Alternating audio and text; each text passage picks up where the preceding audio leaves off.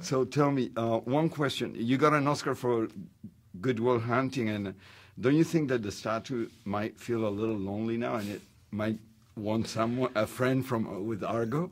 You're very, very kind to me. I think, you know, I think it's funny because you make a movie, you spend a year and a half, and it's like, I just want to go to one theater and see people buying tickets to walk into the room. You know, then it'll feel real to me, and that's about as far as I look into the future.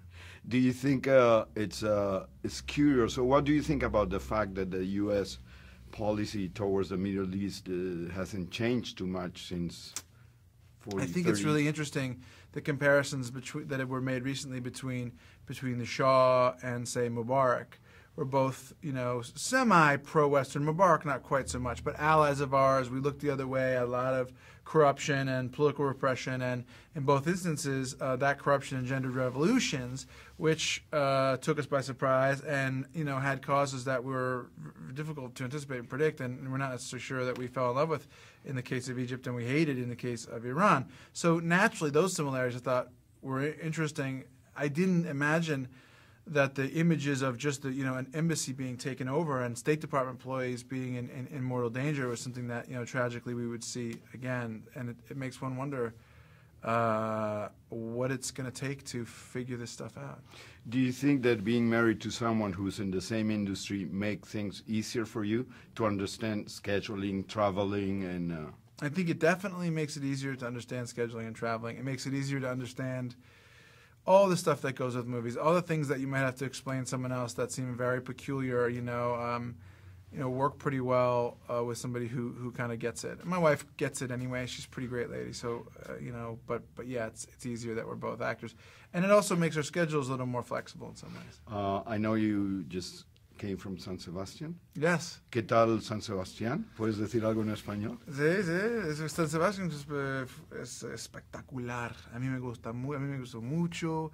You know, I mean, fueron mucha gente allá en el teatro y también por la playa, la plaza. La Concha. La Concha, sí, La Concha. It was great. And people wonder, how different are you from the persona that the media has created? I think very different. I mean, I'm not sure that there is now like a uniform persona that the media propagates about me, but I think I've always been really, really different from what I've seen reflected in television and magazines and the internet, you know. I mean, you know, maybe everyone thinks of themselves as different than others see them, but for me, I'm sure that there became a kind of narrative about me that didn't bear any relationship to the truth. How much do the films you choose to direct or to act and not direct reflect a personal interest or a personal approach? The movies, I think, you know, it's kind of like painting or anything else. I mean, on some level, it's an absolute expression of who you are, even when it's the same script, but you could choose to see it from here or from here, you know, and make the shirt blue or make the shirt red. I mean, and the more choices you make, the more you define yourself until you look back at a movie and see it's this whole canvas of what you thought was interesting. And that's the basic essence of it. In both occasions in which I saw the film, the audience, including me, we were on the edge, like, you know, like totally into the story. How does one accomplish that sense of suspense, considering that it's a story that we know what, you know, what the ending is going to be? I mean, I think my approach to storytelling is just to do it as plausibly and honestly as you can every beat, you know. So the story is that these people's lives are in danger, and if the acting is done well and the environment seems honest and, you know, it's photographed well, that will create suspense because you believe that people who you believe are real people are in danger. I think the only thing that spoils that is when you do something that seems unrealistic.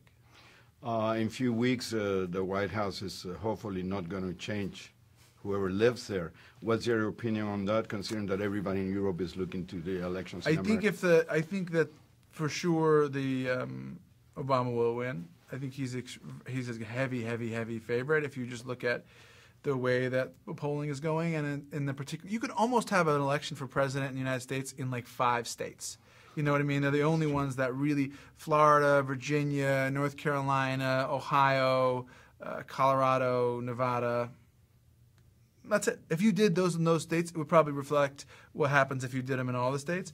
And in those critical states, Obama has moved very far ahead, and he seems to have won the election, barring something unusual happening. I'm looking forward for 4 more years. Okay. See you. Thanks. See you later. Take care.